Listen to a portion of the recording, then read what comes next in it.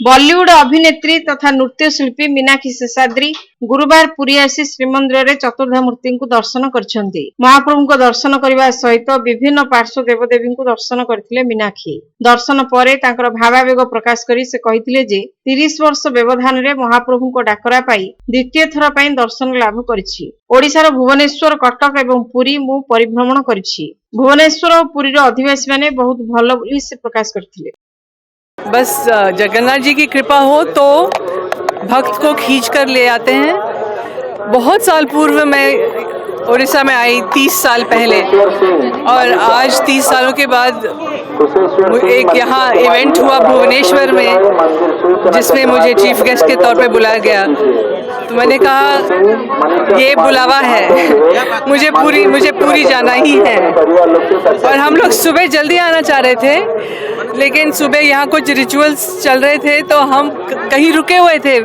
हम लोग इंतज़ार कर रहे थे कि कब बुलावा आए, कब जगन्नाथ जी बोले कि हाँ चलो अब आ जाओ। तो अभी हम इस वक्त आ गए। वो अच्छे कड़ाके के धूप में एकदम नीचे गरम गरम जब खड़े होने के लिए तकलीफ होती है ना, वो चाहते कि वो भक्त उसी टाइम में आए।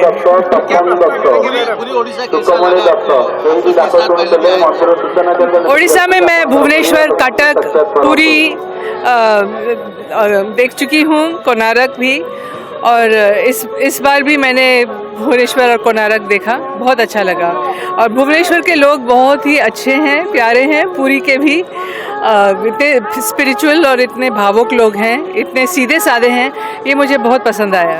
क्या प्रार्थना करेंगे मैडम जगन्नाथ जी से? मैं जगन्नाथ जी से प्रार्थना करूंगी कि मेरा जन्म सफल कर दे। कैसा लग रहा है ये चारों तरफ जैसे डेवलपमेंट हुआ है, तो कैसा लग रहा है? हाँ, वो जो इतना बड़ा रास्ता बना है, वो मतलब बोलते हैं राजा का मार्ग, ताकि सारे भक्त अच्छे से आ सके और गाड़ियाँ भी आ सके।